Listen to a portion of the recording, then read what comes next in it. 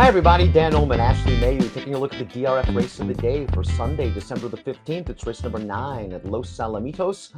Let's throw up the field for the King Gloria Stakes. These are 2-year-old Calbred or sired, going a 2-turn mile. Remember to access your free Formulator Pass performances for this race on the Race of the Day event page at DRF.com.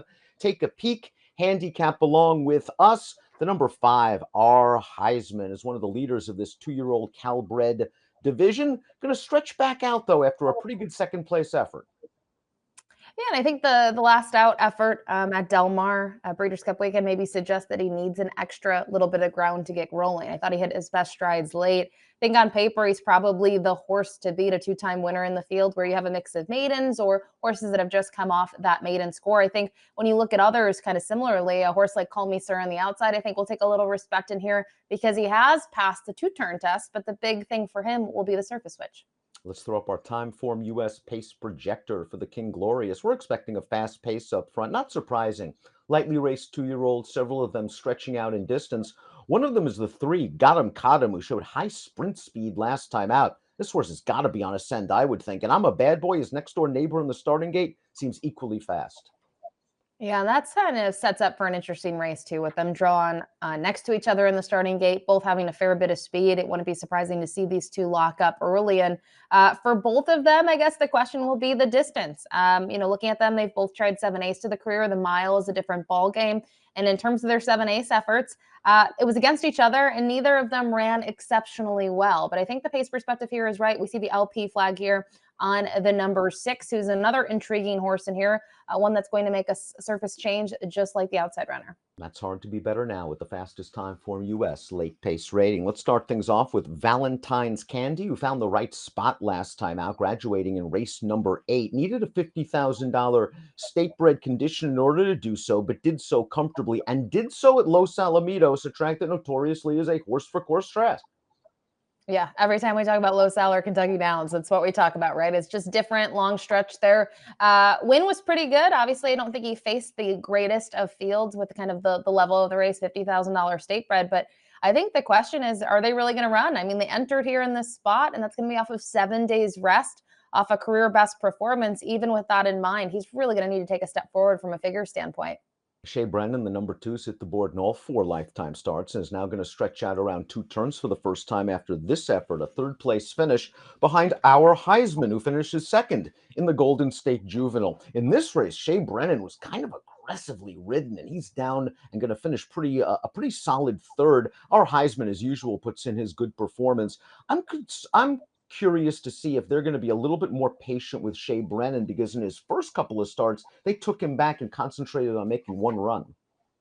Yeah, you said the word curious. You almost said concerned. I'm concerned with how he's actually going to be ridden in this spot. I feel like when you look at the way he won on debut, obviously it was sprinting. They let the pace unfold. He rallied from last to win decisively. And you feel like since then, they've tried a couple of different things where he's been a little further back in terms of having more horses in front of him. That didn't pan out that well 2 starts back. You mentioned more of the aggressive move last time out.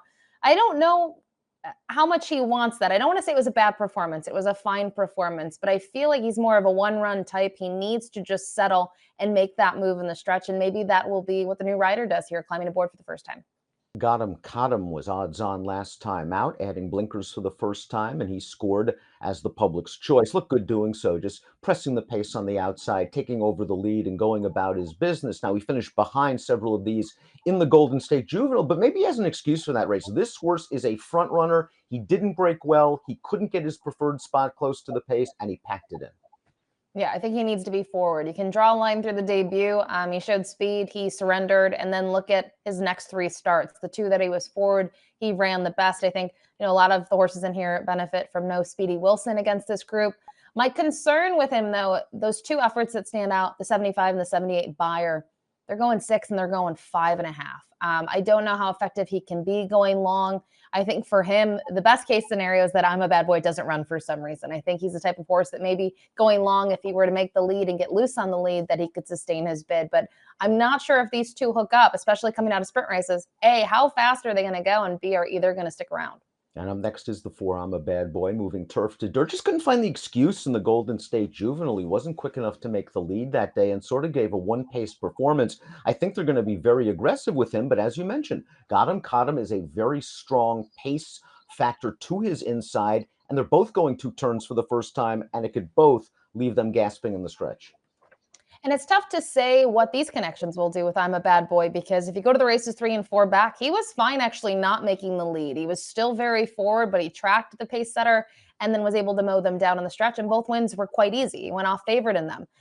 Maybe you attribute to the turf last time out. I don't know. He didn't really take a step down in figures, though. So I don't want to say he didn't like the turf. He's going to be better on the dirt.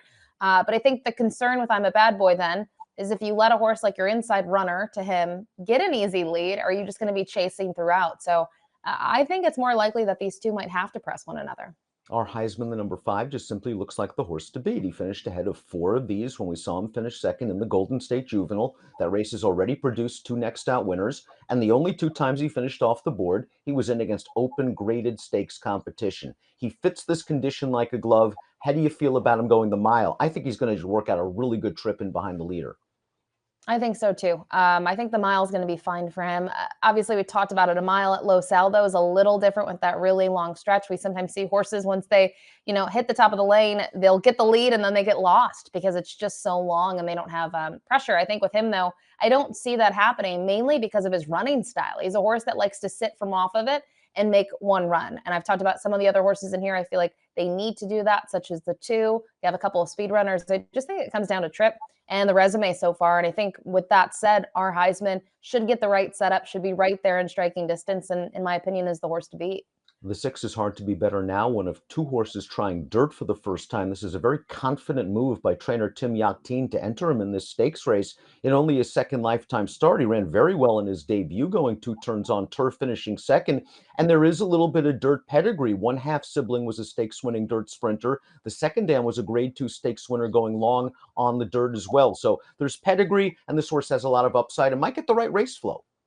And it's an interesting move for the connections. I think it speaks about their confidence maybe in him. When you go back and you look at turf to dirt with second-time starters in the last 5 years, they've only done it 4 times, one of which was a win. But you have to go back to 2022 to find that in the form of a horse named Big Splash. Running style maybe suits him well as in this spot, similarly to our Heisman. I think a horse that's going to be sitting from off of it. I do think this runner will be further back. They went pretty slow last time out in that mile event. You see 49 and 1 to the half, but pedigree with hard spun on the top, grand slam on the bottom. Dirt's not a concern. It would just be more the stats of the barn. They don't do this often, and just in general, that turf to dirt switch isn't their strong suit. But I think, again, it maybe goes back to having confidence in this gelding. Whiskey, Gin, and Brandy is the number 7. Another one trying 2 turns for the first time, but doing so in good form, winning a maiden special weight last time out against Calbreds. And the runner-up came back to really improve his Buyer's speed figure. He was beaten second in a state-bred maiden special, but did get a 67 Buyer's speed figure. Another horse that's likely going to have to sit close to fast fractions while trying a new distance, and that could be tough stepping up in class. It certainly could be. And we've seen him kind of do that in the past, go 3 races back, or the first 2 races of his career. And he wasn't in the picture really when it was all said and done, even when he was 3rd and 4th, pretty well defeated in those spots. He has faced a nice horse or 2 in the past, and that was at Del Mar back in September, but just don't know what to make of him against this group. I think there are other horses that are a little bit more appealing. And then number 8, the Gypsy Cowboy, has a lot going against him. He is already a 5-time maiden. He has already faced several of these horses and has finished behind several of them. But his last race was a little bit of an improvement when he passed some tired horses to hit the board. I think the connections are just hoping that this distance is what he's been waiting for. Hopefully. I think kind of looking at his running style, we always kind of attribute closers to maybe liking more ground. That doesn't always pan out that way, though, especially if they're out of reach early. But maybe with him stretching out in distance, if the fractions are a little bit slower, he can be closer to the pace and make a more effective closing kick in the stretch. Just tough for me to endorse him. He is a maiden in this field, but I will say the barn is having a very good meet so far out at Los Al. Completing the field is the other horse trying dirt for the first time, the 9, Call Me Sir, who really improved stretching out around 2 turns. Good second place effort where he was DQ'd. Then this victory last time out on the grass going a mile, and Call Me Sir ran really well that day to get the job done. Distance is no problem for him. It's going to be whether he can handle the surface. His dam was a stakes winner going long on the dirt, so at least that gives a little bit of hope. Yeah, and we mentioned this field not having a lot of experience around 2 turns. At least he has that under his belt. I thought his last strides here to the wire pretty impressive. He was able to gear down nicely and pass his rival King of Dragons, who came back to win next time out. It has been a productive race, that turf race out at Santa Anita. And another one that maybe gets the right trip in here. The barn does very well moving horses from the turf to dirt. Mark Blatt's numbers have been very good, especially this year. Maybe his figures are a little bit soft in here, but I don't want to read into it. He's really done nothing wrong to this point in his career. Before we take a look at our top selections, please click the subscribe button on the Daily Racing Form YouTube channel for the latest DRF videos. Top pick time, Sunday race of the day. It's the King Glorious. Our Heisman is simply the horse to beat. He's probably going to work out a good tracking trip. If he runs his usual race, he's going to be very tough. Similar thoughts here. It's between the 5 and the 9. I think Call Me Sir probably will be the better price of the two, just not having that dirt experience. But our Heisman should get the right trip, I think, based on his effort last time out, stretching around 2 turns. He's the horse to beat. You're looking for a horse coming from off the pace that has already shown they can handle the distance. I think Call Me Sir fits the bill, and I think there's enough dirt pedigree to get him over the top. You mentioned the barn's good numbers moving turf to dirt. 9-5-3-2 for me, 5-9-6-2 for Ashley. Good addition to the King Glorious at Los Alamitos on Sunday. Best of luck. Hey, buddy. Let me tell you something. If you really enjoyed this great content, just click the like and subscribe button right here. And if you enjoy the race of the day, stakes previews and lots more starring me, please click right here. You're not gonna regret it.